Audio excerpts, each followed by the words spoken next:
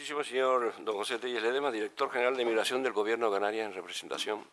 Excelentísimo y reverendísimo señor obispo, querida directiva, socios, amigos, muy buenas tardes, muchas gracias por su presencia. Como saben, la Económica organiza sus conferencias y sus cursos en razón de comisiones.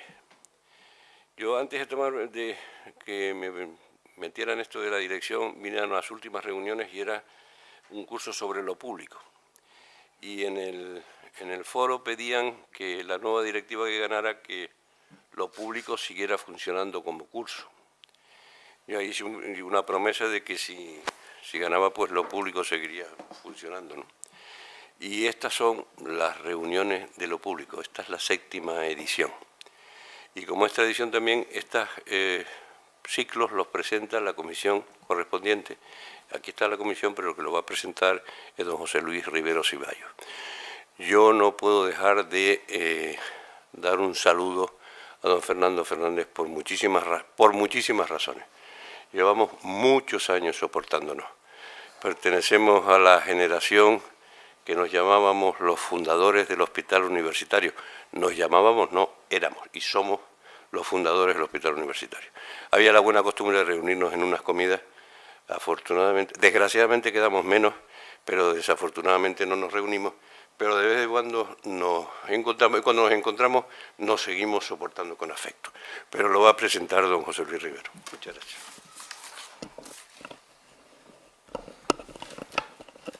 Gracias, señor director. Bueno, pues un año más estamos iniciando este ciclo de conferencias que titulamos genéricamente sobre lo público. Y un año más nos gusta brevemente explicar por qué un grupo de personas desde hace 7 años pues le propone a la Real un ciclo de conferencias sobre este tema y por qué la Real siempre con mucho cariño y mucha atención nos permite y nos fomenta el que realmente este ciclo se pueda llevar a la práctica. Este ciclo, esta idea se inició hace mucho tiempo, hace 7 años, con ocasión de que don Fernando Fernández y don Antonio Martinón fueron invitados a un centro educativo del área metropolitana para hablar de política, y a la salida de ese acto, el acto fue un poco duro, en ese acto los alumnos y los profesores hicieron juicios sobre el ámbito de la política durísimos, y a la salida ellos dos hablaron y vieron la necesidad de establecer reflexiones públicas en relación con la reputación de lo público, con la buena reputación de la acción pública y en general de la política. Ese es el origen que se debe a ellos dos de este ciclo.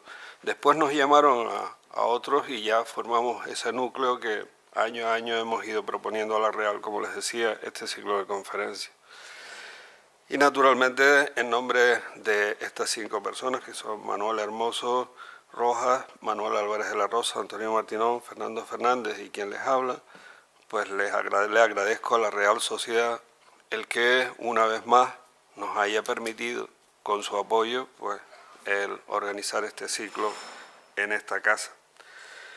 Este año lo vamos a dedicar a la crisis de la Unión Europea. A hacer un conjunto de conferencias dedicadas a los distintos aspectos de la crisis de la Unión Europea. No hace falta explicar mucho por qué el interés de este título. Yo creo que la Unión Europea está pasando y ha pasado en los últimos años una crisis enorme desde el punto de vista institucional y desde el punto de vista de su propia identidad. Y vamos a intentar abordar desde muchos puntos de vista esta situación de crisis o de conflicto o de falta de identidad o de pérdida de identidad en parte.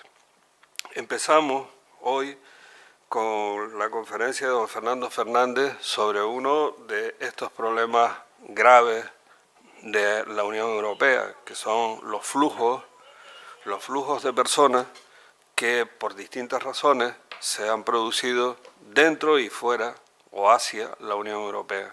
A todos nos ha inquietado durante muchos años el ver las imágenes terribles que han ocurrido con los flujos de personas llegadas desde África o que pretendían llegar desde África, y los debates dentro de la Unión Europea sobre este tema pues tienen la virulencia que ustedes perfectamente conocen.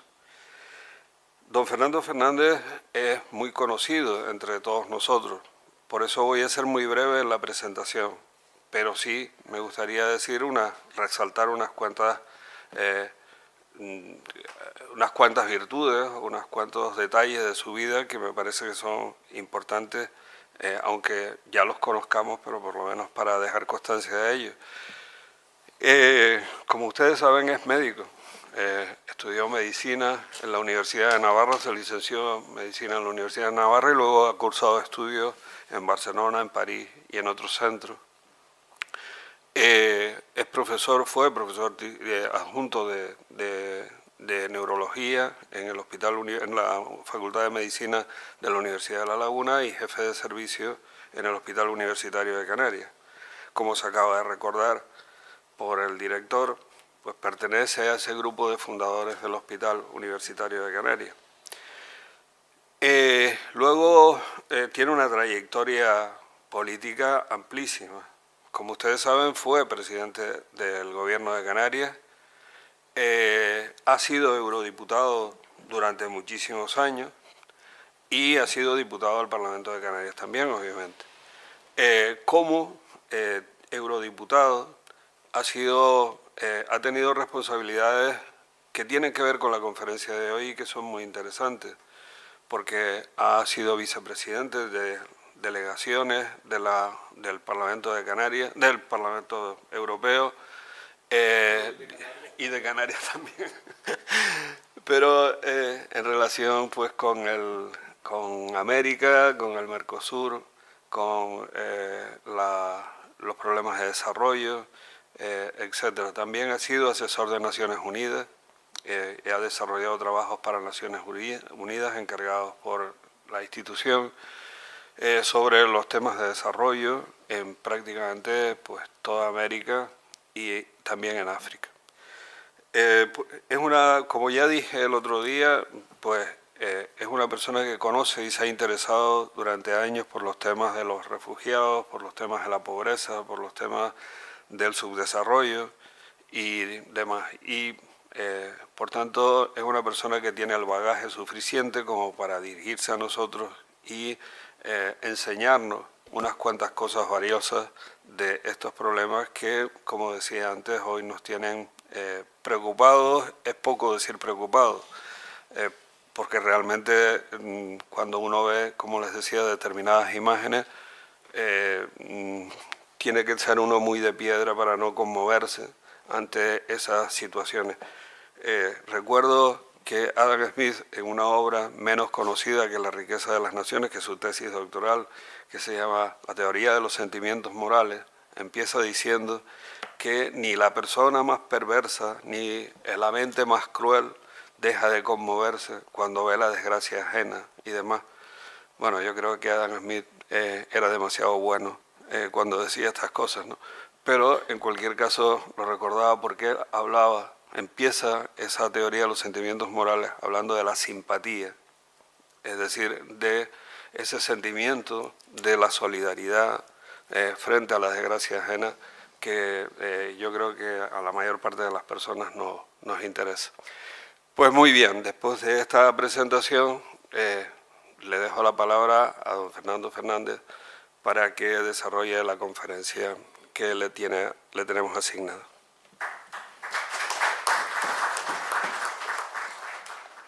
Palos en el camino a la próxima e inminente llegada de países de ciudadanos de Europa Central y Oriental. De manera que en ese escenario discurrieron los primeros 2 años de mi permanencia en Bruselas y Estrasburgo, y entonces se produjo un hecho con el que yo no contaba, que fue que en una reunión de la Comisión de Desarrollo y Cooperación a la que yo pertenecía, se decidió hacer un informe sobre la pobreza en el mundo que debería ser tratado por el año 79, me parece, en una reunión que tenía la Unión Europea y los países de África, Caribe y Pacífico menos desarrollados. La preocupación de un canario sobre los fenómenos migratorios no lo debo explicar. Todos tenemos en la cabeza la historia del Valvanera, de la Elvira.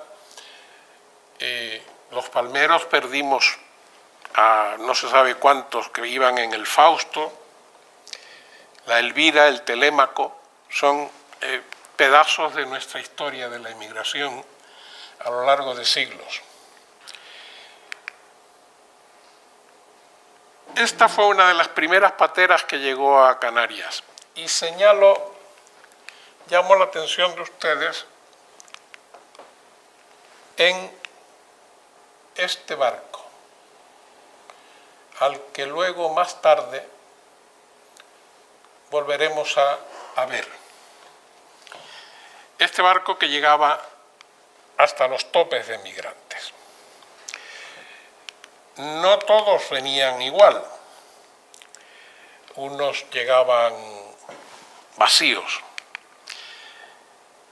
En septiembre del 99 presenté este informe en la reunión de la UNACP, África, Caribe y Pacífico con la Unión Europea, este informe del que estuve hablando a lo largo y ancho del mundo durante 20 años. No de este informe, sino de lo que dio lugar a este informe, que trata, como bien se ve ahí, de la lucha contra la pobreza en los países ACP y de la Unión Europea, del que ahí se recogen, pongo algún ejemplo de algún periódico, de lo que allí se habló. Desde Tampere, en Finlandia, hasta Johannesburgo o Valparaíso, desde Puebla, en México, hasta Indonesia, he estado haciendo un cálculo aproximado 3 o 4 veces al año. He estado en conferencias o en reuniones que se han tratado estos temas. El último, este informe que hice para Naciones Unidas sobre las demandas de los pueblos indígenas, sobre todo de los pueblos andinos, por la criminalización que se hacía por los gobiernos de los países que se citan de las demandas indígenas. Como anécdota diré, no puedo contar muchas anécdotas de una historia tan larga. En Chile, con unos diputados chilenos con los que hablé cuando fuimos a Valparaíso a firmar un acuerdo de asociación Unión Europea-Chile, les dije que tenía interés en hablar con los mapuches. Y efectivamente, para unos meses después o X tiempo después, organizó una visita a la región de los mapuches. Y cuando estuvimos abajo, el senador chileno que presidía la reunión me dijo, dice, es la primera vez que oigo hablar de los mapuches y que vengo hasta Temotu, que está aquí en el sur de Chile, a hablar de estos problemas. De manera que este problema de los pueblos indígenas que yo recogí en ese informe ni siquiera importaba a los diputados y gobernantes de los países implicados. Como he dicho, he hablado 3, 4, 5 veces al año en universidades españolas, en la Universidad de Salamanca, en el seminario de La Laguna, que recordaba yo con el señor obispo, en esta misma casa a comienzos de este siglo hablé alguna vez, en el gabinete literario, como me voy a olvidar de los Gran Canarios, y en todo el mundo, para decir más o menos que los problemas de la migración, que es lo que hoy tratamos aquí, tienen que ver sobre todo con la pobreza en el mundo. Es verdad, como veremos enseguida, que lo que está mejor regulado en la legislación internacional es el derecho de asilo para los refugiados políticos o de guerra. Pero no es menos cierto que estos son una minoría de los inmigrantes, o en este caso de los emigrantes. Para evitar hablar de emigrantes o inmigrantes según dónde esté uno, hablo de migrantes.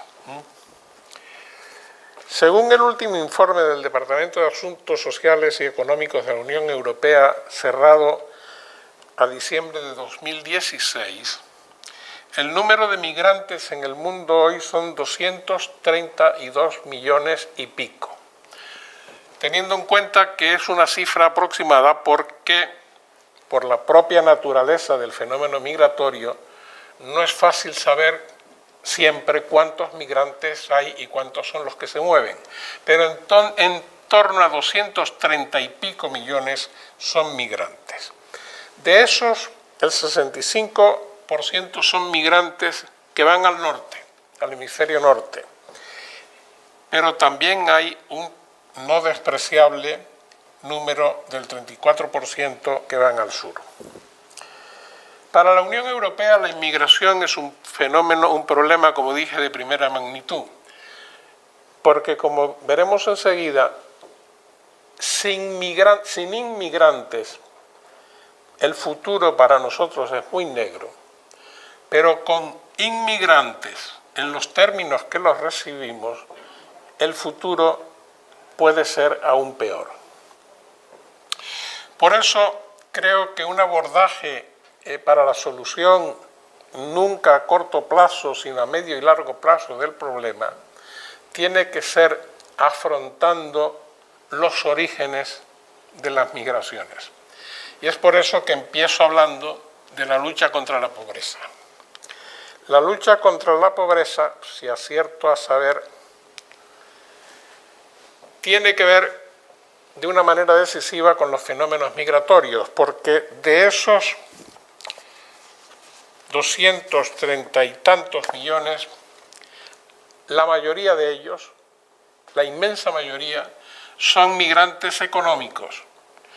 De los 232 millones, solo un exiguo 7%, es decir, 15 millones, un poco más, son refugiados,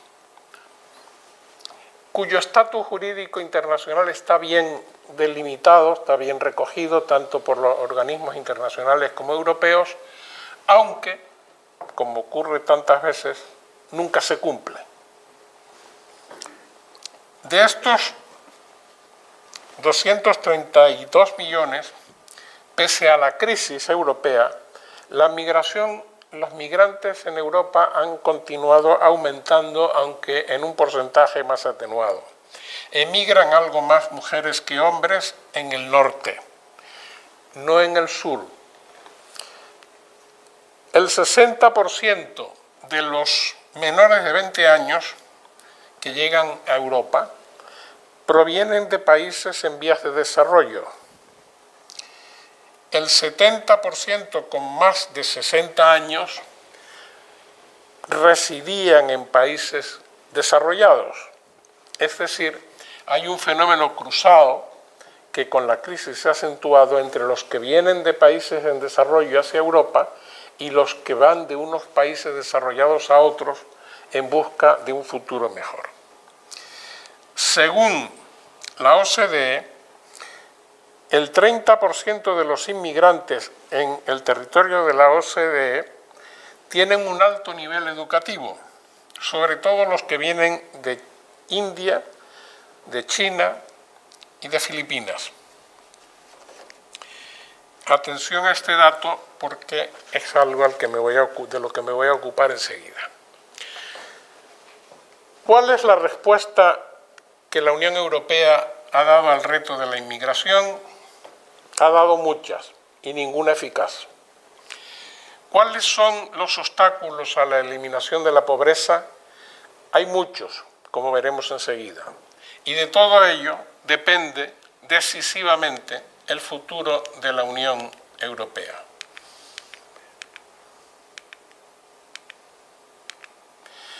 Yo no sé si es que esto está mal o soy yo el que... He hablado un poco del fenómeno migratorio en el contexto internacional, pero señalaré que los migrantes en sentido estricto pueden ser aquellos migrantes económicos o laborales, las personas que aspiran a una vida mejor en un país del que no son nacionales y que podrán tener, y de hecho tienen, una situación jurídico-administrativa regular o irregular. La situación en el derecho internacional y desde luego en el derecho comunitario de estos migrantes económicos es complicada y no es la misma y no se aplica igual en todos los Estados miembros. Volveré después sobre ello. Los refugiados constituyen, como he dicho, la categoría de personas mejor definidas, puesto que disponen de una legislación internacional y de una protección garantizada por convenios internacionales, en concreto por la Convención de Ginebra. Claro que cuando se redactó los artículos que se refieren al problema de los refugiados, nadie pensaba en que vendrían millones de refugiados de Oriente Medio, de Siria, y que estarían hacinados en campos como están en Turquía, que luego veremos en algún momento. En los últimos tiempos, en los últimos 20 años, ha adquirido una gran importancia el número de desplazados internos por causa de conflictos armados en determinado número de países que cada vez son más. Contaré una anécdota. En una misión de observación electoral en Colombia, visitamos algunos colegios electorales y luego nos dijeron, vamos a ver este que está en el sur, dijeron, el del sur. ¿Y ese qué interés tiene? Pues que ahí hay 2 millones de posibles votantes. Eran 2 millones de colombianos desplazados y que estaban situados allí. Digo, ¿pero cómo votan? Dice, no sabemos. Ellos se identifican, son colombianos porque están aquí, se identifican con su nombre y su lugar de origen, se les da una tarjeta, con eso votan y de esa manera nosotros vamos reconstruyendo un censo electoral que ahora no es perfecto, pero que en el futuro puede ir mejorando. Estos desplazados internos a veces pasan de la anécdota, como la que he dicho en Bogotá. En el Congo, que es por cierto el país más dramático que he conocido, visité un centro para desplazados, en el que habían congoleños de las regiones de Katanga, congoleños que retornaban de la guerra de Angola, congoleños que nadie sabe si eran congoleños, gente que venía de Uganda, y que el único denominador común que tenían es que todos dormían en el suelo y comían de vez en cuando. Lo demás eran todos distintos, como veremos también en algunas fotografías. Esto tiene interés. Esto se refiere al total de migrantes en el año 2000 por regiones. Como ustedes ven, en rojo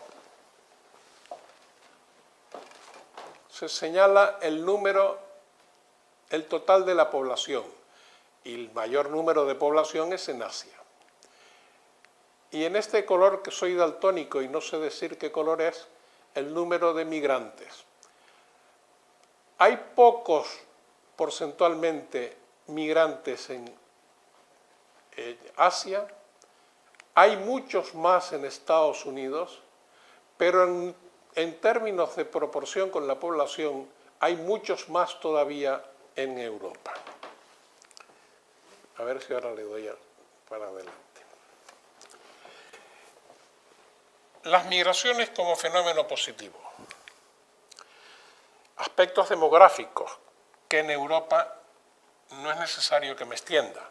La población europea, lo veremos enseguida, va envejeciendo, particularmente en España, y necesitamos aporte demográfico por todas las razones que una sociedad demanda. La Unión Europea mantiene el aumento de la población gracias a los inmigrantes, pero nos enfrentamos al desafío que plantea la demografía e inmigración en los términos en que se está produciendo. Actualmente se dan a escala mundial 21 nacimientos por cada 1000 personas, en Estados Unidos 14 y en Europa 10. Estoy hablando de esto. Si bien este aumento en estos porcentajes no compensa la caída de la población en edad laboral. En ese gráfico pueden ver cómo en los países desarrollados la población hasta el año 2050 apenas crece, en tanto que los países en desarrollo aumenta espectacularmente. Consecuencia primera, tenemos un problema con los inmigrantes, pero como no resolvamos el problema por el cual emigran, que es la pobreza, el problema será cada vez peor. Aspectos económicos. Las remesas de los inmigrantes en muchos países es la principal fuente de riqueza. Daré algunos ejemplos, pero forma sin duda, las remesas forma parte muy importante del Producto Interior Bruto de la economía productiva de los países en vías de desarrollo. De los aspectos sociales y culturales no es necesario que me extienda por las razones que son evidentes. Hablaré enseguida de la inmigración que tenemos y de los retos que plantean, entre otros, ya lo adelanto, la fuga de cerebros. Recuerdan que dije que el 20% tenían un alto nivel educativo, y algunos datos de interés que puede en este foro ser importante para algunos de ustedes. Los países en desarrollo hacen una inversión formidable en formar a sus mejores jóvenes, y estos son los que primero quieren emigrar. Estos son los que emigran, de hecho. Los más pobres, los más desgraciados, los más lisiados, no emigran. Los que emigran son los más inteligentes, los que tienen alguna capacidad ahorrativa y que pagan las cantidades que les piden para irse. Con lo cual, están privando a sus propios países de todo el aporte de capital humano que han invertido en formar a sus mejores jóvenes. La fuga de cerebros es uno de los principales obstáculos con los que se encuentran los países en vías de desarrollo. Según la CEPAL, que es la Comunidad Económica para América Central y el Caribe, para América Latina y el Caribe, el 60% de los profesionales que emigran terminan trabajando en Estados Unidos y representan nada menos que el 10% de los profesionales universitarios. Para nosotros, además, europeos, pasaré muy por encima, entre los principales programas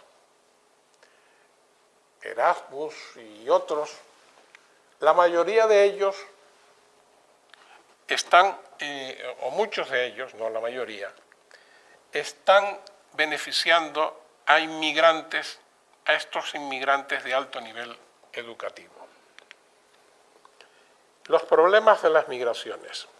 Según Europol, define como organización ilegal a las actividades que deliberadamente facilitan para ganar dinero, para entrar y residir o emplear en territorios de los Estados miembros de la Unión Europea, contrarios a las reglas y condiciones aplicables a los residentes de los Estados miembros. Migraciones en la Unión Europea. Ya lo vimos antes, pero vale la pena que lo destaquemos. Recibimos solo en relación a la población total, somos los que menos inmigrantes recibimos. Por razones estadísticas puramente, Oceanía, que tiene una población escasa y recibe muchos inmigrantes de las islas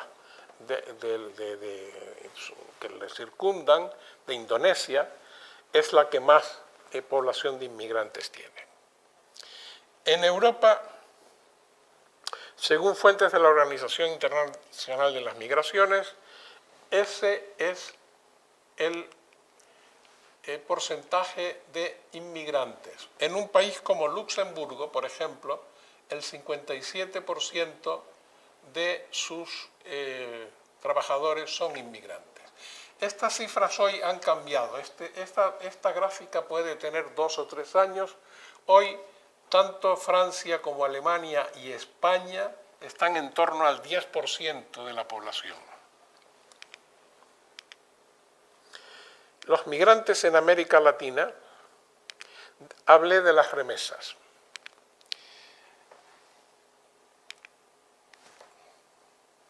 Ya he explicado que las remesas pueden ser para hasta el 10% del Producto Interior Bruto o más, pero pondré algunos ejemplos.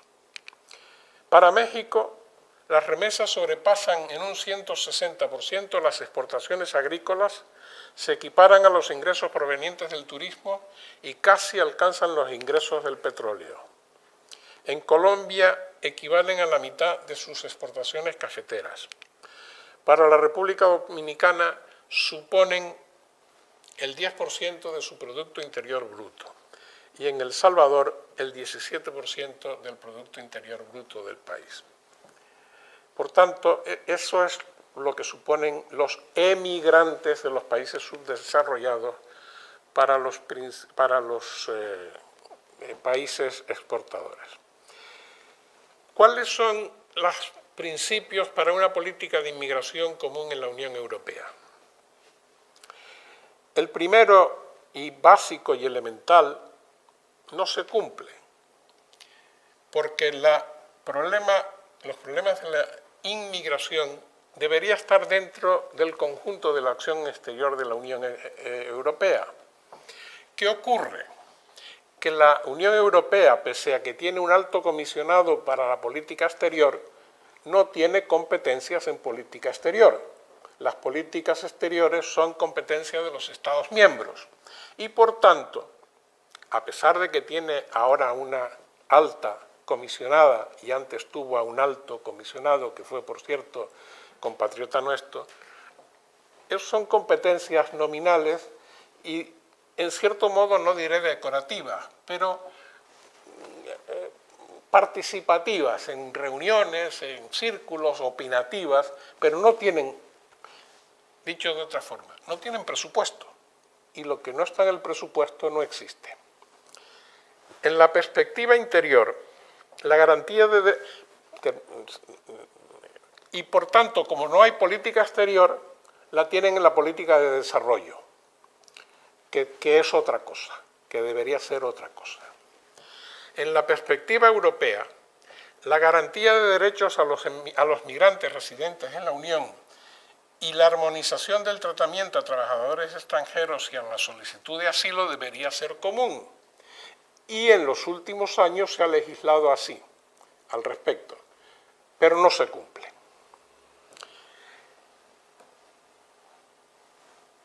Según el Tratado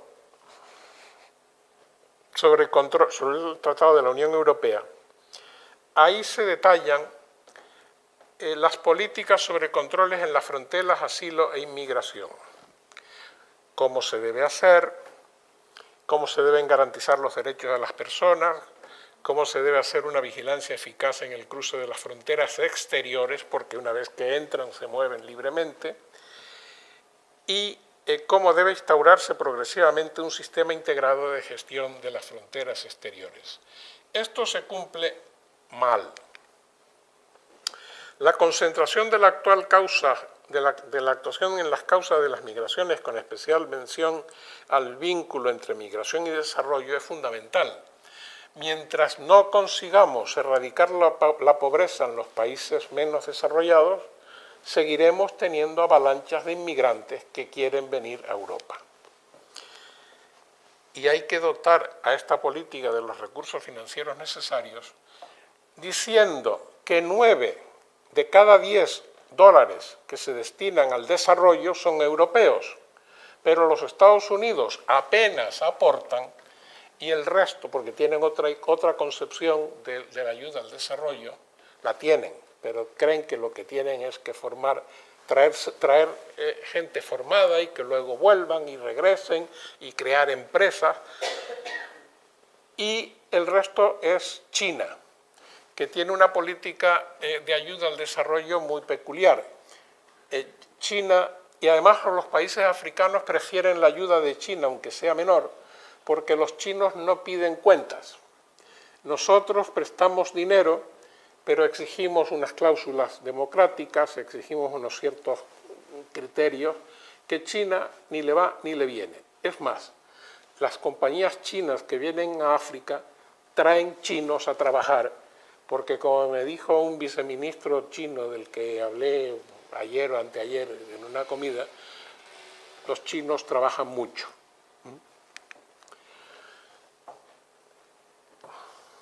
Ahora voy adelante. Bien, dentro de la dimensión exterior deberíamos dotarnos de una gestión compartida de los flujos.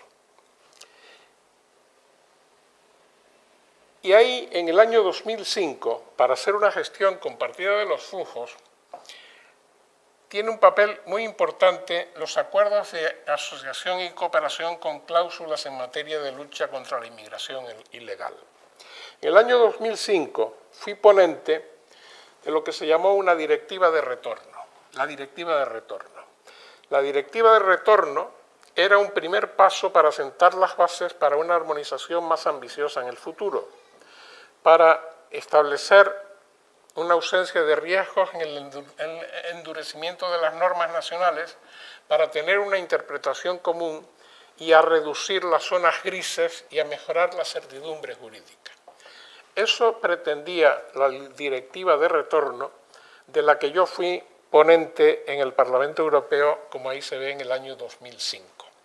Sin embargo, esta directiva de retorno, que tenía las mejores intenciones, fue recibida en países de América Latina como un insulto o una agresión.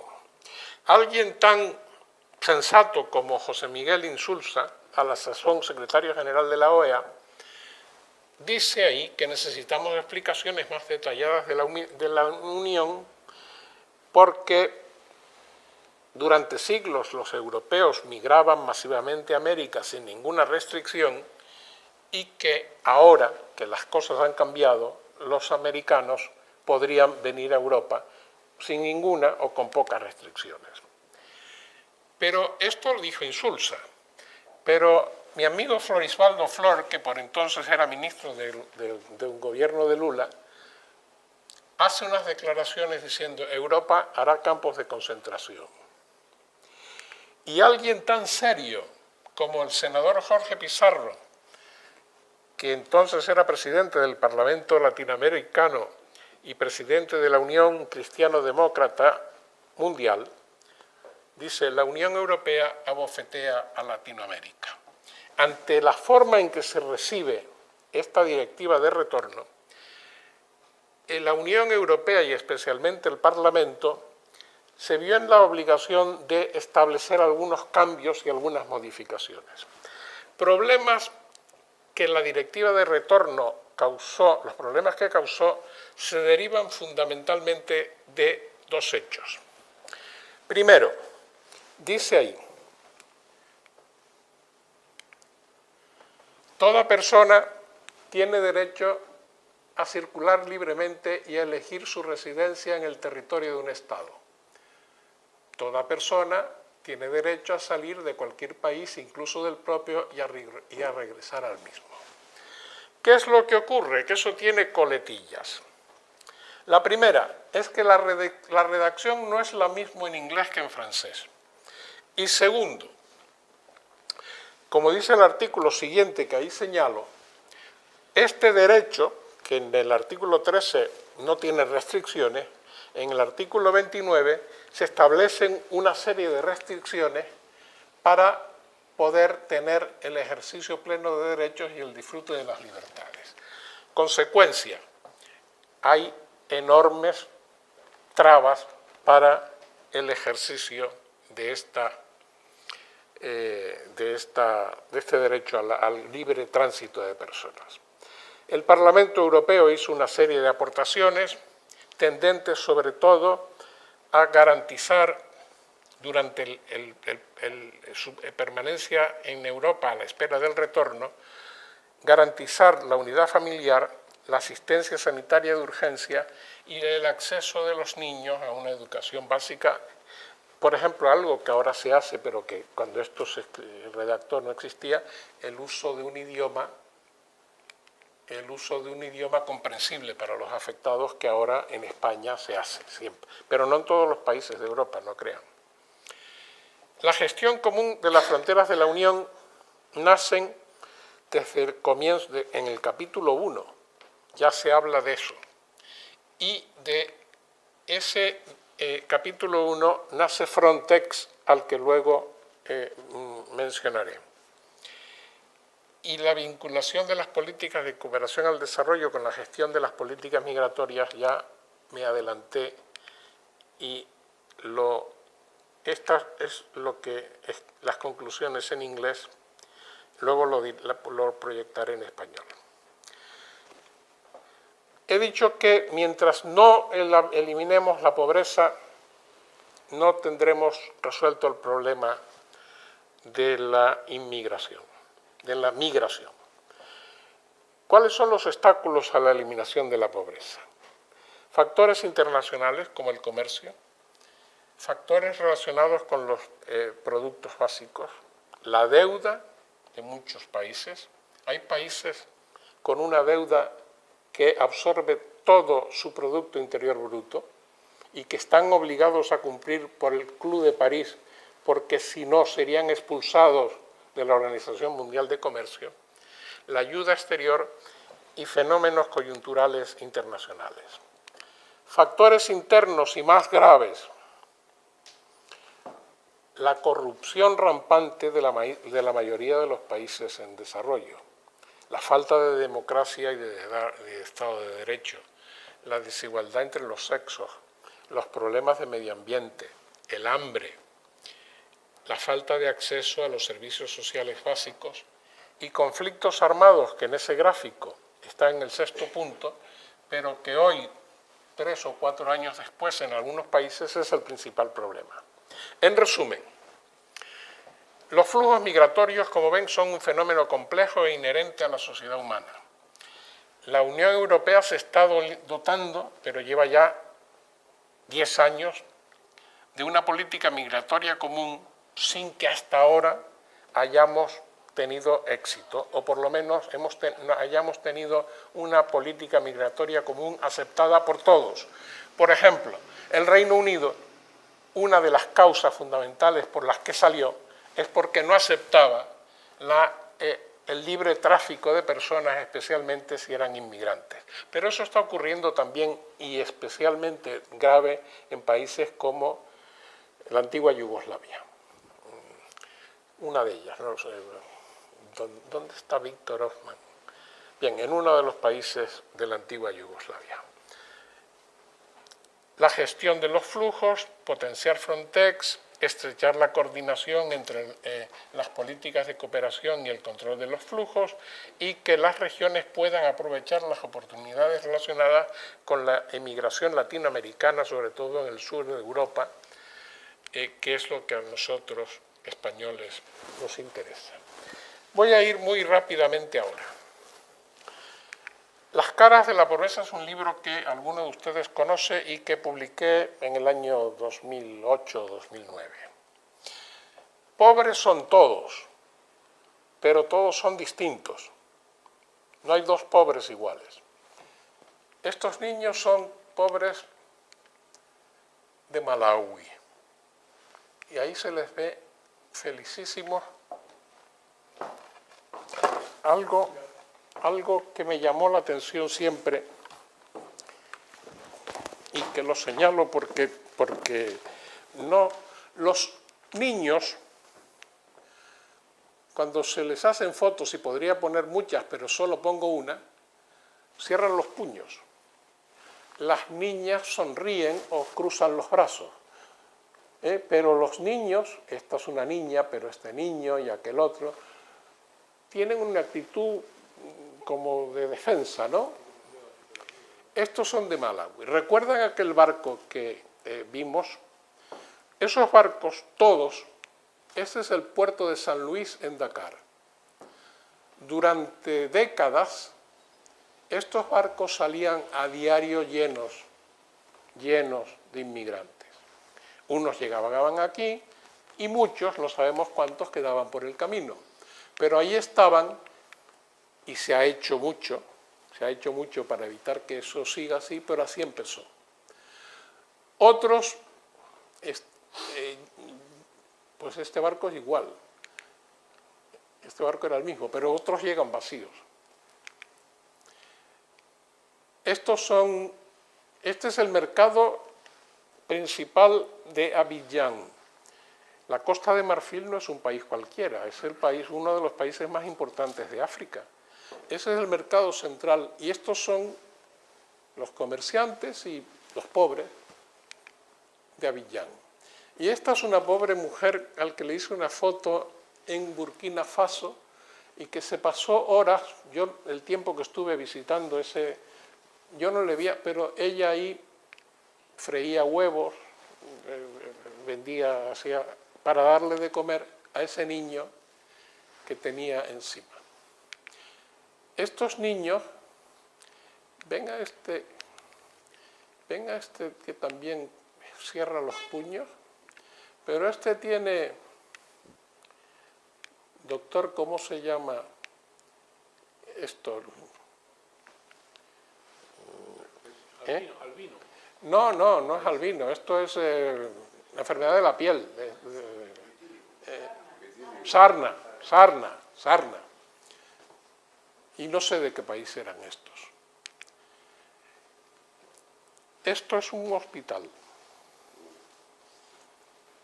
Este es un hospital en Mocuba, que está muy al norte y muy al interior de Mozambique, en donde están enfermos terminales de SIDA y de tuberculosis, que estaban por ahí.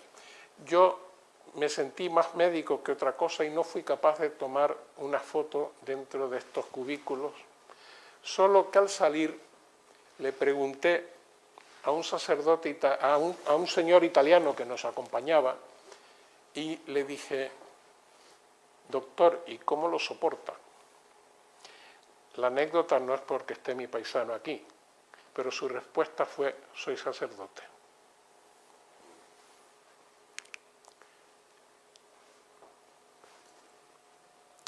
Esa foto la tomé en Kinshasa. Y esa también. Este es de África, pero es de otra África. Es de Etiopía. Fíjense, otro rasgo bastante, a ver qué hice, otro rasgo bastante frecuente es que los pobres por las calles no quieren que les fotografíen. Se tapan la cara, se esconden, y este peleaba. Pero miren los pies de este pobre hombre. Le falta un pie, va con tal, y el pie que le queda lo va a perder muy pronto, ya lo habrá perdido. Esto no es una broma, padre, señor obispo.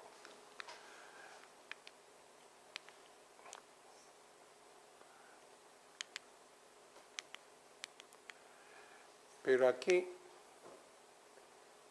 la victoria de Jesús,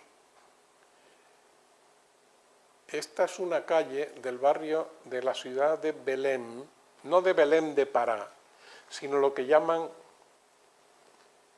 asústense, en Brasil, la Venecia brasileña.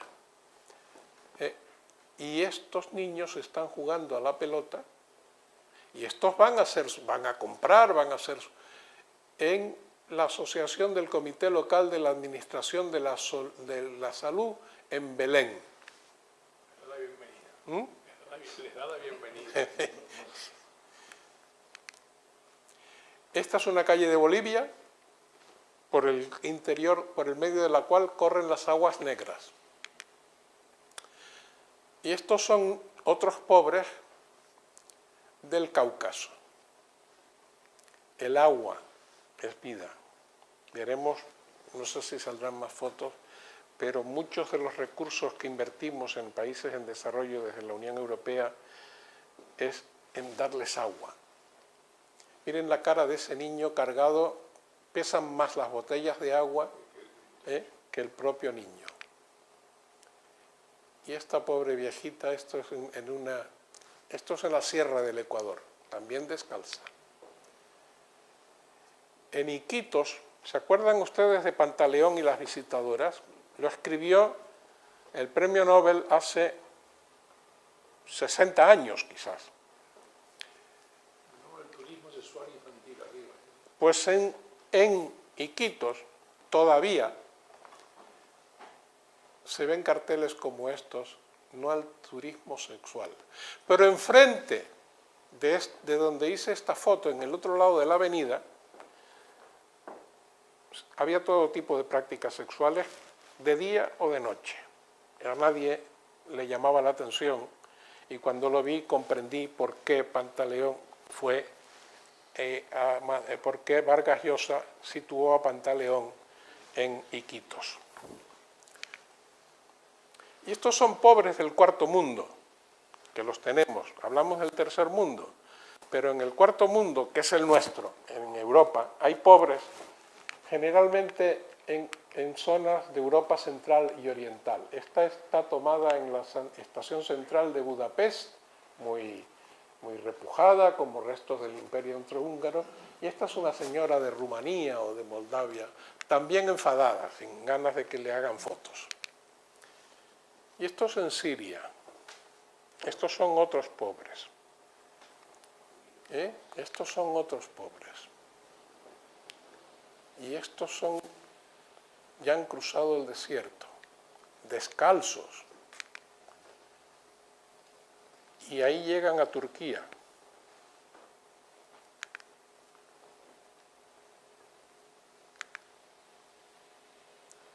Miren qué padre. Miren, estos en Turquía. Cuando pasan de Turquía, que pasan, probablemente habrán pasado algunos millones, llegan a Europa. Y en Europa se encuentran con esto. Por tanto, ¿dónde está la libre circulación de personas, mercancías, las 5 libres circulaciones? Personas, servicios, mercancías y tal. O este niño, o este padre y ese niño. ¿Dónde se agarra ese niño? Sobre el futuro de la Unión, y entro en la parte final de mi intervención. Como siempre, la Unión Europea, cuando quiere abordar un problema, escribe un libro blanco. Antes lo llamaban verde, pero este lo llaman el libro verde, el libro blanco. Reflexiones y escenarios para la Europa de los 27 hasta el 2025. hago un recuerdo a Schuman. Europa no se hará de una vez ni en una obra de conjunto.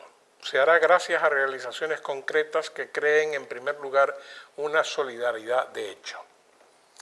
Pero esa solidaridad con la crisis ha saltado por los aires. No existe.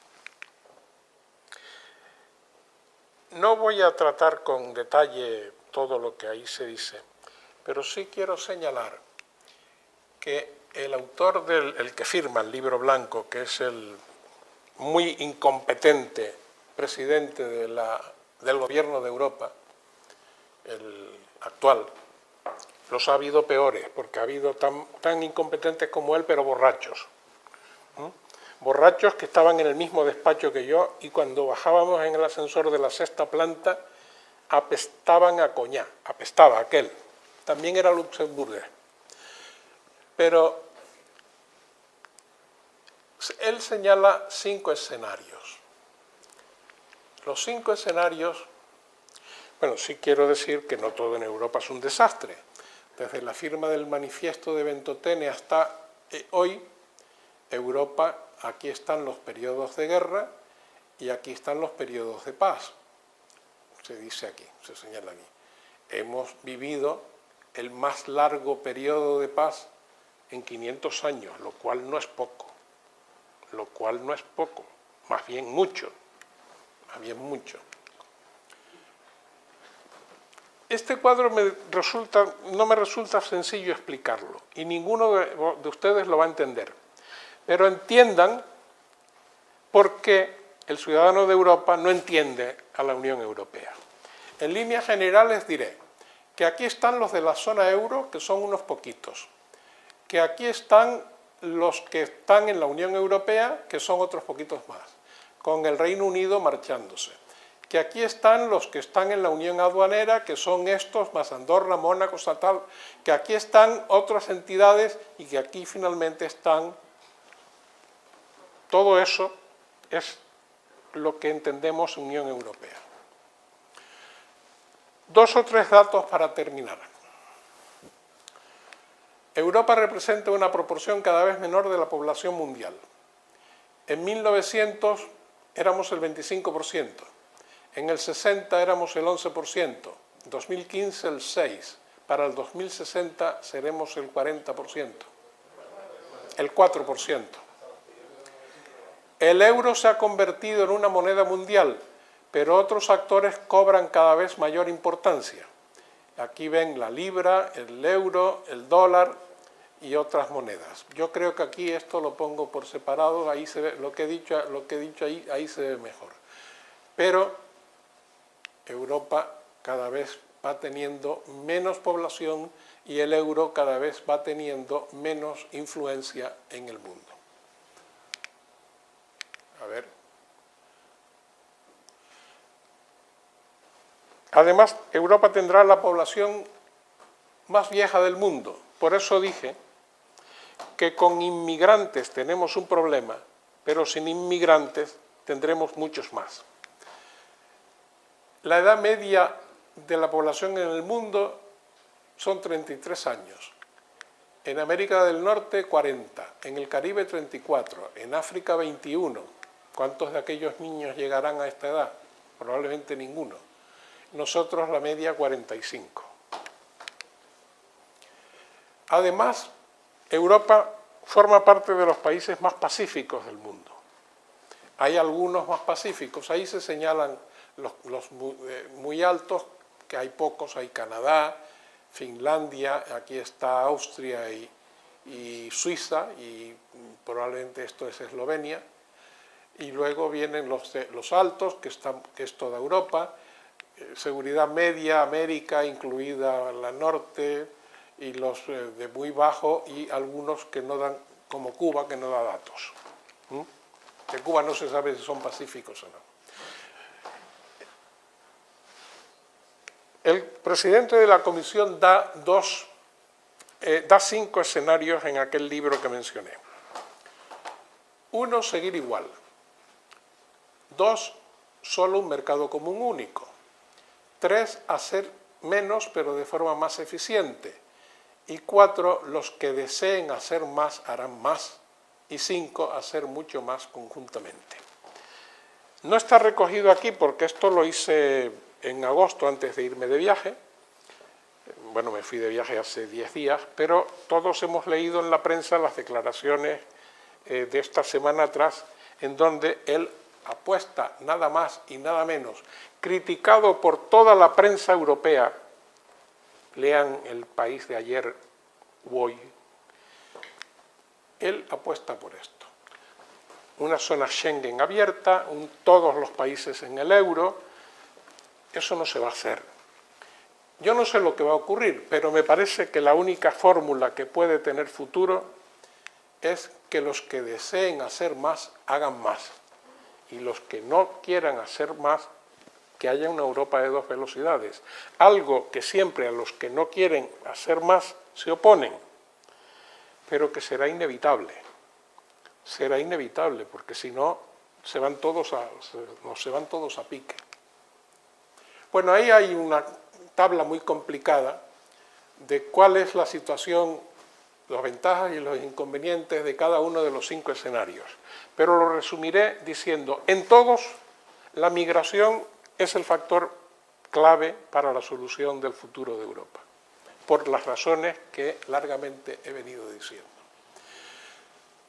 La Unión Europea, y ahora lo haré en un resumen, con una chuleta, ha dado una serie de recomendaciones para una agenda común 10 años después de que yo fuera ponente de la Directiva de Retorno. Todavía estamos haciendo cosas.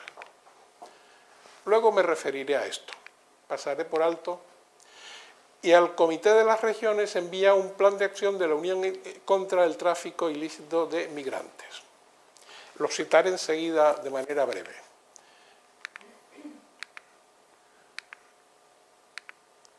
Y ya, lo más de lo más,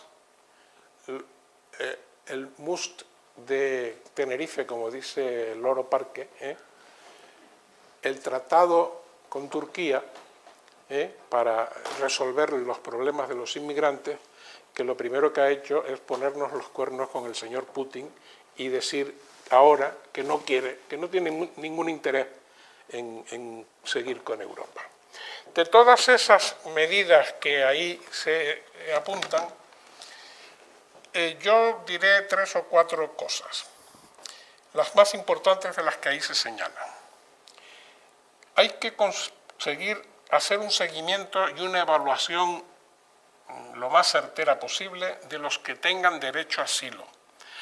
Definir cuáles son los abusos de los que se acogen al derecho de asilo, porque de los abusos de los que se acogen al derecho de asilo vienen los terroristas que ponen bombas en las ramblas de Cataluña y de media Europa. Hay que hacer un refuerzo mejorado de la Directiva de Retorno. Hay que establecer unas medidas de identificación mediante, sean huellas dactilares o mediante caracteres biométricos, que es muy fácil hacerlo, nada más que al pasar la frontera se les hace una foto y ahí se toman todas las características que tienen cada uno de los que entran. Unas remesas más baratas, rápidas y seguras. Todos estamos acostumbrados a ver ventitas y tienditas por ahí por las esquinas que dicen giros, dinero barato, giros, y en esos giros algunos llegan y otros llegan, les cobran la mitad. Eso hay que regularizarlo y hacerlo a través de los bancos con la fórmula que sea, pero que sean más baratos, más rápidas y más seguras.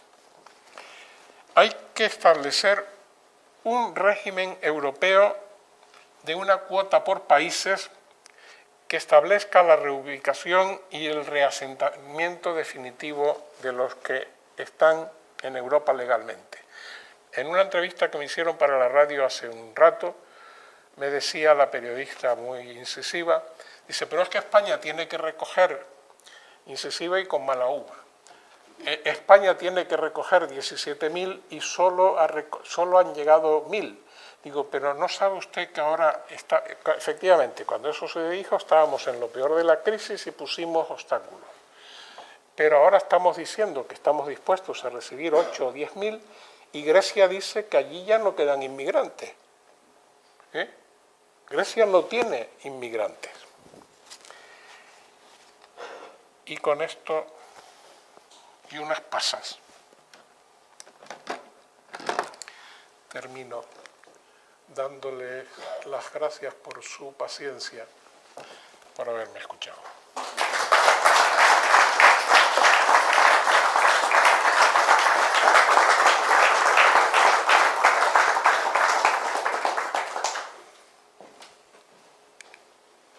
No, yo no voy a empezar otra vez, lo juro. Lo que voy es saber cómo salgo de aquí. Usted me quita esto.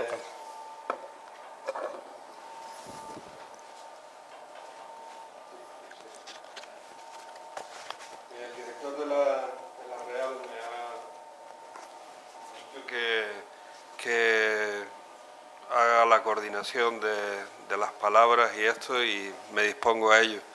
Ya saben que, como es habitual en la Real, a las 9 menos 10 tenemos que cortar. Así que les pido, por favor, que las preguntas sean rápidas, y las contestaciones, don Fernando, también. Entonces, para que el coloquio sea ágil y animado. Hay primero dos palabras pedidas al fondo y luego Luis. Muy buenas noches. La verdad que la ponencia ha sido muy extensa. Hay muchos detalles que usted ha aportado esta tarde que serían dignos de comentar, pero me gustaría quedarme con esa última referencia que ha hecho a la pregunta que le hizo la periodista sobre por qué España no ha recibido los refugiados a los que en su momento, pues digamos, se comprometió a recoger. Hace poco leí en un artículo, y me gustaría que usted me lo confirmase, a ver si realmente es así, se justificaba el hecho de que no llegasen a su destino los refugiados, en principio, que se esperan, porque no cumplen con los requisitos que en principio se estableció por parte de Europa a los países, digamos, como Grecia o, en este caso, o Italia. Me gustaría que usted nos especificara exactamente en qué consisten esos requisitos y si realmente es ese el motivo fundamental por el que no se están cumpliendo con las cuotas. Sí, la razón la he dicho. Lo que pasa es que mi afán incumplido de contarlo todo, España le asignaron 17.000 inmigrantes. En 1911 me parece que fue. Cuando llegó el nuevo gobierno en 1912, 2011, gracias. Tú con las cifras me corriges. España en aquel momento no estaba en condiciones económicas, teníamos un nivel de paro altísimo y estábamos en quiebra.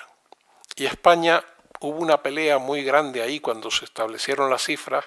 España logró introducir ya en el año 2012, me parece, que en la asignación de cuotas se tuviera en cuenta el nivel de paro de cada uno de los países.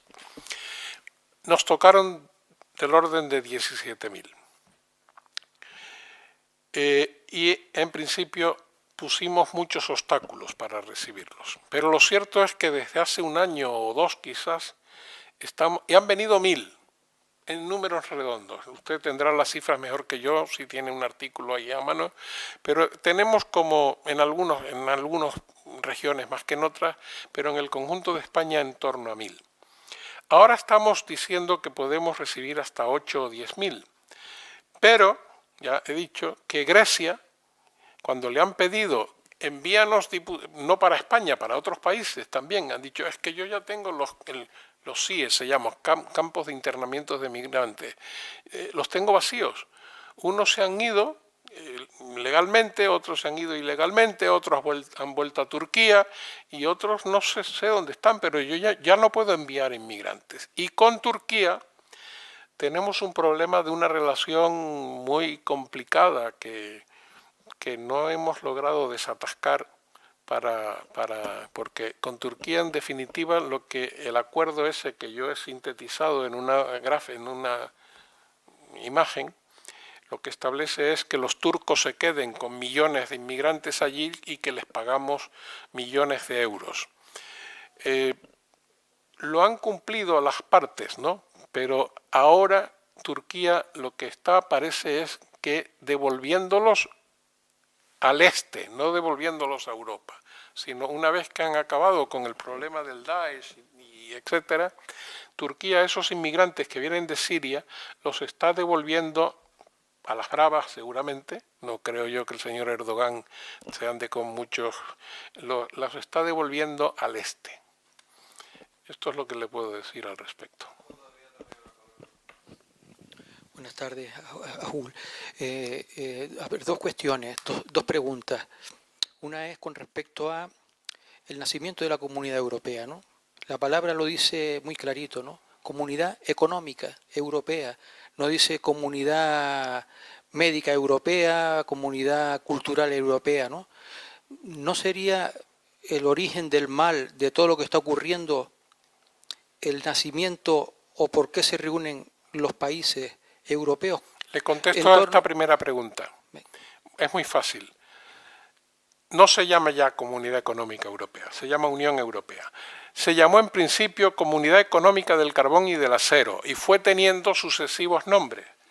¿Y por qué se llamó Comunidad Económica del Carbón y del Acero?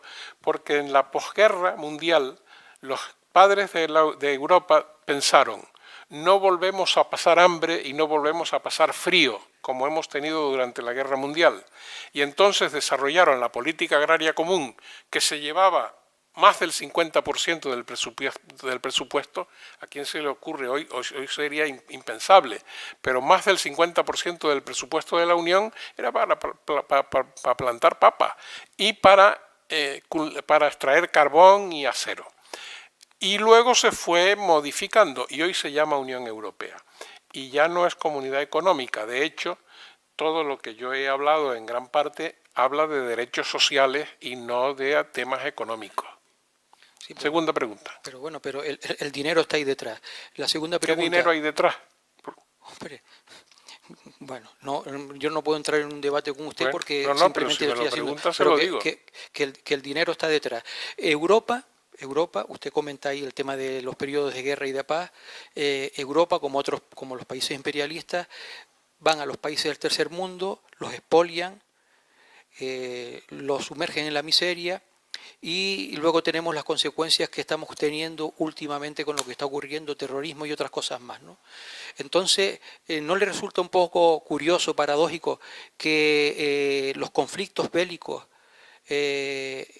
o si piensa usted que si los conflictos bélicos en los países llamados del tercer mundo, con el tema del terrorismo islámico y demás, no ha sido producto de las políticas, en parte, de las políticas de la Comunidad Europea? Sin entrar en un debate, aunque este turno es para un debate, ¿no? La mayoría de las guerras, en número, se produjeron entre el año 60 y el año 80, cuando la Unión Europea todavía no existía. Por tanto, no es verdad, la mayoría de las guerras que se produjeron, sobre todo en África, lo diré al revés, en Oriente Medio se llevan peleando desde Moisés. Es decir, Moisés salió por lo que salió, ¿no? Y todavía no han parado. Y en mi opinión, entre árabes nunca va a haber paz. Yo no lo veré, porque están como Europa en la Edad Media con las guerras de religiones. Y entre sunitas y wahabistas y los hititas, es un problema de religiones entre árabes, como la guerra de Siria. En África no es así en modo alguno. Es bastante probable que en el caso del Congo belga haya algunas razones como las que usted apunta. Y en algunos países anglófonas, pero no en el África francófona. En el caso del Congo belga sí, porque el rey Leopoldo II, según un brillante artículo de hace par de años de Mario Vargas Llosa, debería estar en la lista de criminales de guerra como Hitler y como Stalin. Las cosas que hacía el rey Leopoldo con los congoleños, hay un libro que yo le recomiendo la lectura, le daré la referencia porque he escrito mucho sobre él. El rey Leopoldo II trataba a los negros como esclavos, literalmente como esclavos, ¿no? Y en el caso del Congo es posible que algo de eso exista. Pero en otros casos no. Por ejemplo, Liberia, no me extenderé para cumplir las instrucciones. Liberia fue el primer país libre de África. Los Estados Unidos tenían un problema con los negros. Yo digo negros porque ellos se llaman negros y porque me parece que es una ridiculez llamarlos subsaharianos. Cuando yo hablo con un africano no me dice yo soy subsahariano. En una época en Estados Unidos hablaban del Black Power, del poder negro. Es decir, ellos son negros. Y Sédar Senghor hablaba de la negritud en el Senegal. Por tanto, ahora parece que si decimos que son negros los estamos agrediendo, no es verdad. Alguien tan notable como Leopoldo Sédar Senghor, que por si no lo sabe fue el primer presidente de Senegal y premio Nobel y grande de la Academia de Francia, fue el creador del concepto de la negritud con otros de su época. Cuando Liberia accede a la independencia, los americanos ponen a unos negros americanos que mandan allí. Y los americanos, ¿por qué los mandan allí? Porque tenían plantaciones Goodyear y Firestone, de caucho, que era lo que se utilizaba antes para las ruedas de automóviles. Y le ponen el nombre de Liberia porque eran libertos, que es como se llamaban en América los negros que habían salido de la esclavitud. Pero aquellos negros que llegaron allí, la capital la llaman Monrovia. Eso no lo hicieron los americanos, la llaman Monrovia. ¿Sabe usted por qué? Porque Monroe era el presidente de los americanos. Y ellos le dieron el nombre de su capital en honor a Monroe. ¿Y sabe usted lo que pasó? Que Liberia, hasta que tuvo a su actual presidenta, que es probablemente será premio Nobel de Economía algún día, una mujer brillantísima, no ha parado de tener guerras entre negros, porque los que llegaron, lo primero que hicieron fue bautizar el país, bautizar la capital, y a los que estaban allí los echaron para el interior y se quedaron ellos en la costa. Claro, en el interior no podían vivir, ellos vivían de la pesca y de lo que... Y todos los conflictos, casi todos, podemos hablar de excepciones y analizarlas personalmente uno a uno, pero son conflictos interétnicos, no son conflictos que tengan que ver con la... Y le daré un último dato.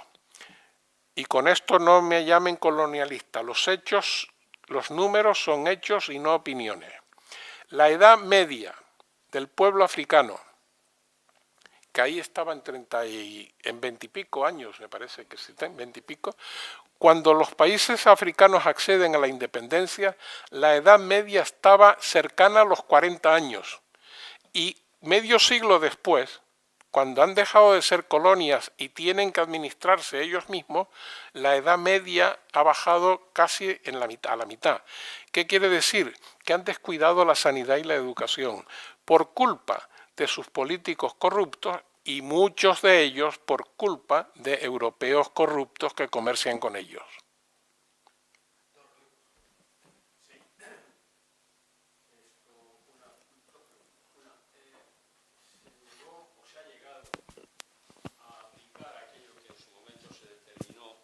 De forma general, del 0,7% del Producto Interior Bruto de los países para ayuda al desarrollo. Eso es una cosa. Y la otra, respecto a lo último que dijiste, ¿qué opinión te merece, ahora que estamos, parece, como has dicho, en condiciones que ya se está tratando de recibir más inmigrantes, qué opinión te merece la actitud de Oxfam Intermón? Una Oxfam Intermón, Sí. en denunciar ante las autoridades europeas a España por no haber recibido los 16.000 emigrantes. Sí. Empiezo por la segunda. No conozco no lo he leído, ni siquiera si esa denuncia se ha producido en estos meses últimos.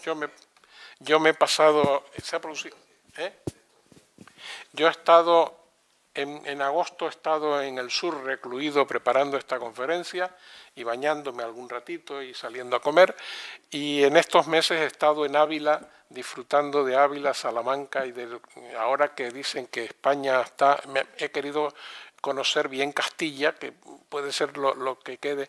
Me decía el director que en televisión habían dicho...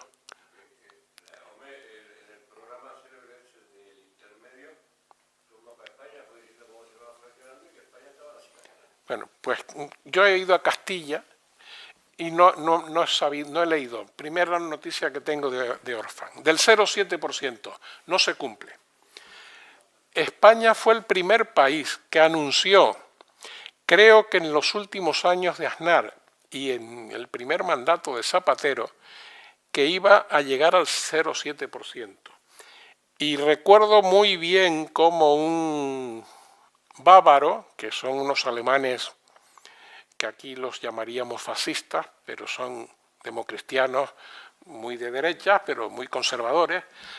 La Unión Social Cristiana Bávara, como tú sabes, no está unida al Partido Demócrata Cristiano. Ellos van por libre, pero luego aportan sus diputados.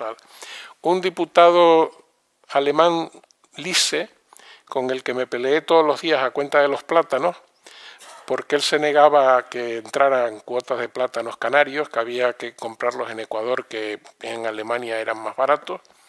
Lisse me dijo, oye, ¿cómo es que España, que está recibiendo fondos europeos y viviendo de nosotros, va a llegar a dar el 0,7% cuando nosotros estamos dando el 0,3 o el 0,4, me dijo? No lo está dando nadie. Y yo ahora mismo no sé en qué cantidad está, pero no ha subido mucho. Pero el problema del desarrollo no se resuelve con dinero. No se resuelve sin dinero, pero con dinero solo tampoco. Es decir, y hay ejemplos que conozco. Hay países que han salido relativamente o que están saliendo mejor del subdesarrollo. Puedo citar Mozambique, Benín, Senegal, que han salido gracias a la propia actividad que ellos han ido generando. Por ejemplo, la moda senegalesa, en el hotel donde me alojaba en Kinshasa en una ocasión, había una exposición de moda senegalesa, y en París la moda senegalesa es de las que compite con las de Lacoste y toda esta gente, ¿no?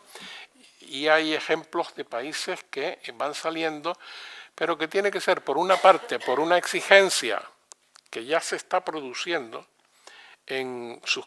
a sus clases dirigentes de lucha contra la corrupción, y otra es generar una propia actividad económica propia de cada país.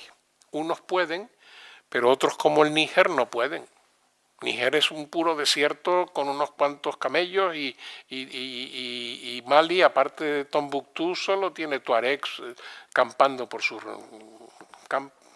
campos, nunca mejor dicho.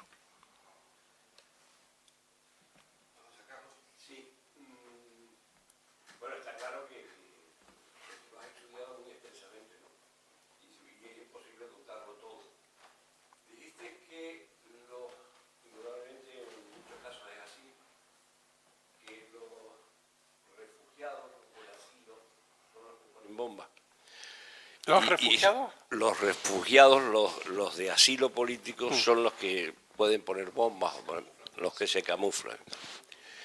Pero indudablemente en otros casos son nacidos en el propio país, como hemos visto en Francia o en algún otro. Hay un problema de integración de la migración, ¿no? La integración cultural. ¿Hasta qué punto preocupa eso en las resoluciones de la Unión Europea? ¿Hay algún programa que se ocupe de cómo realizar una integración cultural de los inmigrantes profundamente? Sí, lo dije así, efectivamente, como has dicho, y lo dije así, regulín, por ir muy deprisa. El problema grave lo tenemos en la segunda generación, ahora mismo, pero también en los que han venido, que no son refugiados en todos los casos, ¿eh? Muchos son que han entrado ilegalmente y se han colado por las verjas esas y que están campando. Y en el Reino Unido el problema es distinto y no nuevo. Lo que pasa es que los británicos son muy suyos. En una reunión que estuve hace 4 o 5 años, estábamos hablando de los países islámicos moderados, de que había que ayudar a los países islámicos moderados. Y después de 1 hora o 2 de debate, un ilustre diputado que había sido ministro con o Tony Blair o con Mayor, pero ya no era ministro, ya estaba en un cargo en la ONU, dijo: ¿de qué países islámicos moderados hablan? Porque yo el único que conozco es el Reino Unido de la Gran Bretaña. Eso no era humor inglés, y ahora lo estamos viendo. Yo cuando el atentado de Manchester, que fue el primer gran atentado, me acordé de Sir Anthony Todd. Digo, este ya dijo hace 2 o 3 años que el país islámico, y ya han dejado de ser moderados también. Preocupa, claro. Algunos países hacen cosas que nosotros ni se nos ocurre. Por ejemplo, ¿alguien puede entender que después del atentado de las Ramblas aquí no se elevara el nivel de alerta a 5 por la sola razón de que el ejército no patrullara las calles? Cuando estamos viendo todos los días imágenes y fotos en televisión y en la prensa en Francia, en Bélgica y en el Reino Unido y en Alemania con los militares patrullando por todas las esquinas, aquí no nos hemos atrevido. Segundo, ¿alguien se imagina que aquí se prohíba el burka o los múltiples variantes de...? En Francia no les dejan. Han leído muchas historias, todos hemos leído. En Francia está prohibido ir con la cara tapada por la calle y solo en determinadas circunstancias con alguna de las, no sé los nombres, de velos que utilizan. Pero lo han prohibido. Mitterrand, creo que Sarkozy tomó una primera medida y cuando decretó, ¿cómo se llamaba el último presidente francés? Hollande, cuando declaró el estado de excepción, lo prohibió literalmente. De manera que son medidas que yo creo que hay que tomarlas. Yo creo que lo del terrorismo, he leído hace pocos días, creo que en La Vanguardia venía alguien, en la última página de La Vanguardia siempre hacen una entrevista a una eminencia que habla de temas muy de actualidad, que decía: los europeos no han sabido tratar el problema de la inmigración ilegal y tendrán que acostumbrarse a convivir con los atentados terroristas durante décadas. Es muy duro, ¿no? Algo tendremos que hacer para defendernos. Yo no sé lo que hay que hacer porque no me corresponde, pero ese es un problema que tenemos.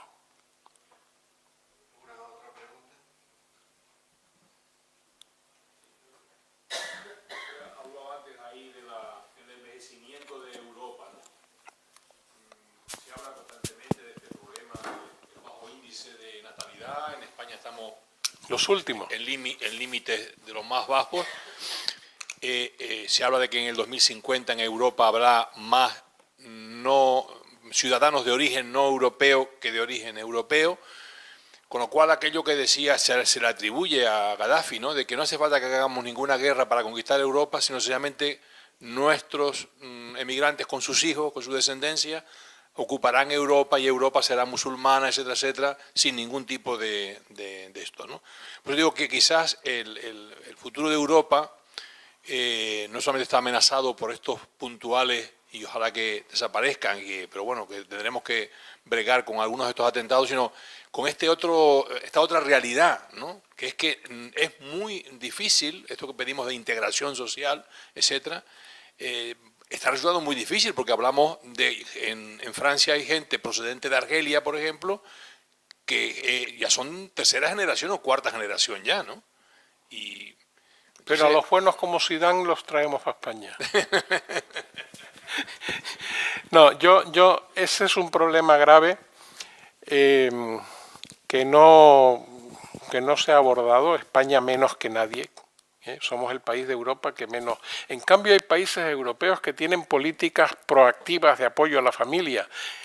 Países como Letonia, Estonia y Lituania. En el caso de Letonia, por una razón de supervivencia, porque Letonia es un país en el que la población mitad son letones y mitad son rusos, que cuando se fueron de la Unión Soviética se quedaron en Letonia, ¿no?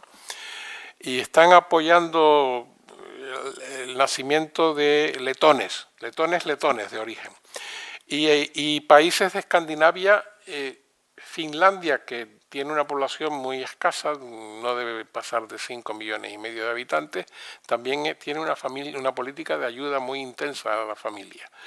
En España la verdad es que yo creo que ningún gobierno de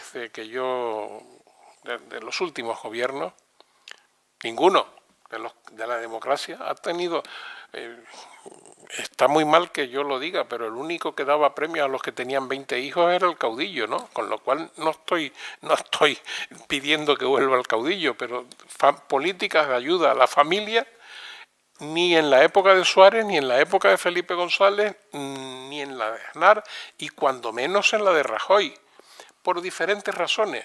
Pero en España se queda sin españoles.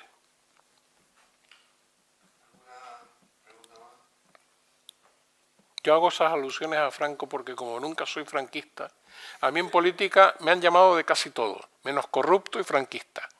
Nunca me han llamado de eso.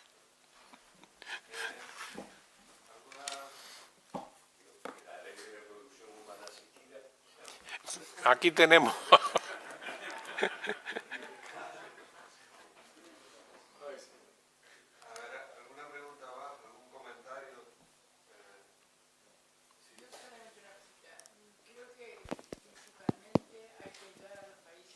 en su lugar de origen. Es la única forma que esa gente, que usted lo ha dicho, lo dijo el otro día el general Carrasco, con quien estoy totalmente de acuerdo con toda la exposición que hizo él y con la suya. Si no se ayuda en los países de origen, la gente seguirá emigrando, seguirá viniendo, y lo peor del caso que mucha de esta emigración que hay no se adaptan al país que van. Siguen ellos con sus costumbres, transmitiéndolas de generación en generación. Y eso va a hacer que pase lo que ha dicho el señor obispo, que es muy cierto. No todos. Los hispanos, yo me gusta decir hispanoamericanos, porque en Estados Unidos nos llaman hispanos y resulta que aquí se ha impuesto la terminología francesa de latinoamericano, que fue una maldad de los franceses para no quedarse fuera del continente, ¿no? Los hispanoamericanos se integran muy bien. Sí, y usted probablemente lo podría decir con más razón que nadie, ¿no? Y los negros africanos se integran bien. Los que no se integran, o se integran poco, o se integran mal, son los árabes. Leí ayer, yo vine en el avión a última hora ayer leyendo todos los periódicos que no había leído en 5 o 6 días y se me cruzan las ideas. Pero leí ayer, me parece que venía un reportaje amplio en este país sobre este tema, que los de origen musulmán no solo no se integran, sino que tienen... había un opinante de los que citaban que el Islam les establece que no es que haya que convivir con nosotros, sino que hay que islamizar a los ¿cómo nos llaman a los cristianos? A los cruzados, a los infieles. Por tanto, con estos tenemos un problema, ¿sí? Una última cosa sobre la inmigración china, que también está viniendo a Europa. ¿Qué opinión tiene con respecto a si van a seguir viniendo, si se integran o no? Los chinos cuantitativamente no son, en China son muchos, son 1.500 millones, tú has estado allí hace poco, pero cuantitativamente en términos porcentuales no emigran mucho, y no emigran mucho a Europa, emigran más a la costa oeste de Canadá y de los Estados Unidos. En Vancouver, por ejemplo, los mejores edificios y los mejores... Digo Vancouver porque estuve hablando por radio, como tú sabes, mi afición a la radio, estuve hablando con un amigo de Vancouver hace 2 o 3 tardes, anoche cuando llegué, y le pregunté por cosas de allí, del puente de Capilano y tal, y dices, y entre otras cosas me dijo, seguimos teniendo cada vez más japoneses, cada vez más asiáticos, cada vez más orientales. No es a Europa donde vienen más. El energúmeno para mí, con perdón si alguien se siente, pero energúmeno no es un insulto, según él he elegido la palabra del presidente Trump, dice que si no arreglan lo de Corea tomaría medidas con China. Pero Trump a nadie le ha explicado que China tiene el 90%, es el tenedor del 90% de la deuda americana. Por tanto, no sé qué coño va a hacer con los chinos, ¿no?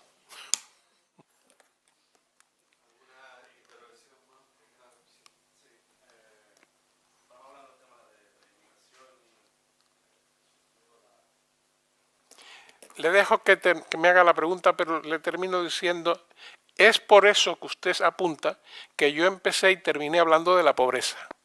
Porque el día, usted me citaba de la ayuda a los países pobres, el día que acabemos con la pobreza, no habrá migración. Nosotros hemos dejado de mandar barcos en el Fausto y en la Elvira y en el Barbanera, cuando nos hemos hecho menos pobres o más ricos, ¿no? Sí. Más que una pregunta, es una anotación, por lo menos bajo mi punto de vista. Estamos hablando del tema de la inmigración y demás, sería como punto la señora, de ayudarlos en su país de origen. Y a mí lo que se me antoja, por ejemplo, en el caso de España, me vas a permitir el dato económico, la última fase expansiva que tuvo España hubiese sido imposible sin inmigración. Imposible. Es decir... si sube la voz porque no le oigo bien. Que cuando hablamos del tema de inmigración, creo que debemos tener especial cuidado. Por el caso de España, por ejemplo, la última gran fase expansiva, económicamente hablando, no hubiese sido posible sin inmigración. Eso es un hecho. Como dijo usted, eso no es una opinión, es un hecho. Y claro, como que me da la sensación a mí que hay una especie de cierto rechazo a ciertas culturas, en concreto. Y después, si la otra parte de la ponencia que usted, en la que estoy totalmente de acuerdo, en la que Europa, o por supuesto, debería dar una unión más grande, eso pasa por el mestizaje. ¿Eso pasa? Por el mestizaje. Es que, bajo mi punto de vista, está más claro que el agua. Que hablando como diríamos aquí en Canarias, 4 gatos, es decir, 4 musulmanes, pongan 4 bombas, no quiere decir que 40 millones detrás las vayan a poner. Eso es una generalización indebida peligrosa, muy peligrosa. Y más en una Europa que requiere a marcha forzada el último proceso de integración, que es la Unión Federal, llegar a ese punto. Creo que hablar por un lado de medidas de vamos a ayudar a cada uno en su país, pero por otro lado necesitamos unificarnos como país, eso es un sinsentido. O sea, es mi reflexión, no es una pregunta. ¿Cómo vamos a unificar a una Europa? ¿Qué es lo que se requiere? Y hablando de China, esto lo dijo un catedrático de economía, Julián Pavón, que es un académico justamente de la economía china brillante, lo dijo bien claro. Europa puede afrontar, por ejemplo, el caso de China solo como una unión federal, es decir, como una unión federal, es decir, como una unión económica. Mi pregunta es, ¿cómo vamos? Es decir, el espíritu de unión que parte desde el pueblo de los que estamos aquí presentes, ¿cómo vamos a llegar a ese punto? Si por otro lado, a veces estamos diciendo, sin criticar, espero que me lo perdone, vamos a ayudarlos cada uno en su país.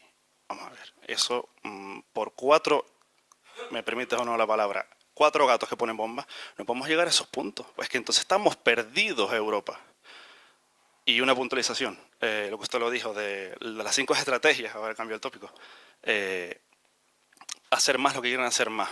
Eso es peligroso, ya estamos polarizados. O sea, las divergencias, o sea, esa supuesta convergencia que debería haberse dado en Europa, que es de la que parte la Unión Europea, la teoría, bueno, la TAMO, no se dio, por supuesto, se dio condicionada, se dio en pequeños grupos. Si hacemos eso, simplemente la divergencia entre europeos se agrava.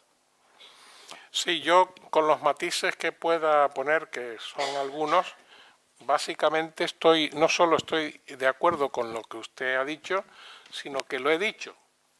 Cuando he hablado de las conclusiones, la primera es: la migración es un fenómeno complejo que tiene muchos vértices y que tiene muchas aristas y que tiene muchas formas de abordarlo, ¿no? Pero básicamente, la principal es la pobreza en el mundo.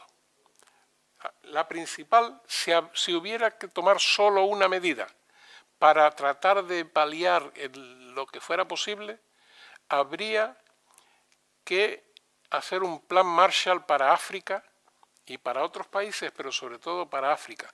No digo para Oriente Medio, porque ya he dicho que en mi opinión en Oriente Medio mis ojos no verán la paz.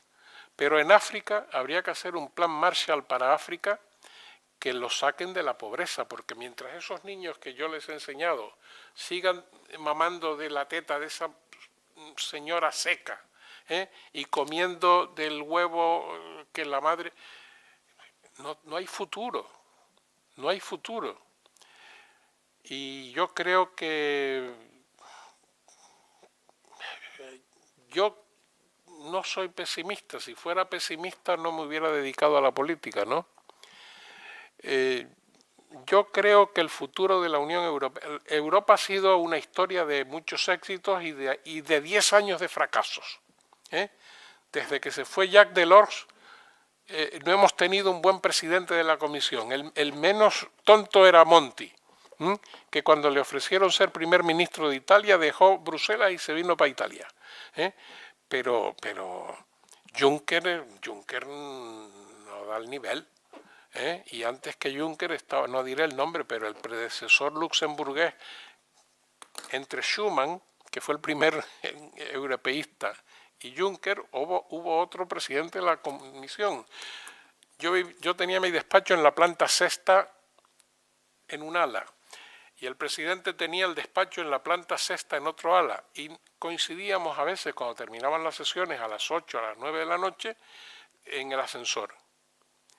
Y además él era muy amable, muy hablador. ¿Qué tal? Buenos días, diputado. No es que él conociera a todos los diputados, pero los que estábamos en su planta y nos cruzábamos y los que interveníamos más en debates, pues por lo menos nos conocían la cara. Aquel amigo tenía, yo en el cuadrito del ascensor lo veía colorado, la nariz, los cachetes, y yo tenía que mirar porque olía alcohol. Y luego se supo que era un alcohólico. Tuvo que dimitir, el único caso de presidente que dimitió por eso. Bueno, ahora sí que tenemos que cerrar. Don Fernando Fernández, muchas gracias por su intervención. Las horas que él le ha dedicado a preparar esta conferencia, que me consta han sido muchas, pues han sido rentables. Tenemos un bagaje de conocimientos que probablemente hace una hora no tenía. Algunos anuncios y comunicados. Sesión de anuncios y comunicados. Mañana a las 7 continúa el ciclo del régimen económico fiscal de Canarias con una conferencia de Martín Orozco sobre el régimen económico fiscal de Canarias y su lugar en la Constitución española. Ya saben que la disposición adicional tercera recoge el régimen económico fiscal y el planteamiento de que en una hipotética reforma de la Constitución, cómo quedaría o podría quedar a partir de la acción política. Obviamente el régimen económico fiscal de Canarias mejor protegido. Una conferencia que les recomiendo. El día 22, el próximo viernes, doctor Alberto Génova Galván, que es profesor titular de Derecho Financiero, seguirá con el ciclo del régimen económico fiscal de Canarias con una conferencia sobre las relaciones entre las haciendas locales y el régimen económico fiscal de Canarias. Un asunto poco debatido para la importancia que tiene, pero en general cuando se hace un ciclo del régimen económico fiscal no se suele incorporar el tema de la participación de las haciendas locales en el régimen económico fiscal de Canarias. Y don Alberto Génova va a abordar ese tema. El día 2 de octubre seguiremos con este ciclo de la Unión Europea, de la crisis de la Unión Europea, con una conferencia del vicerrector de la Universidad de La Laguna, vicerrector de investigación de la Universidad de La Laguna, don Francisco Almeida, sobre educación e investigación en la Unión Europea. Otro de las claves que hemos dicho siempre, las claves de la construcción europea y de la competitividad de la economía europea en el ámbito mundial. Bueno, y esto es lo próximo en estos dos ciclos. Muchas gracias por su participación y por su asistencia.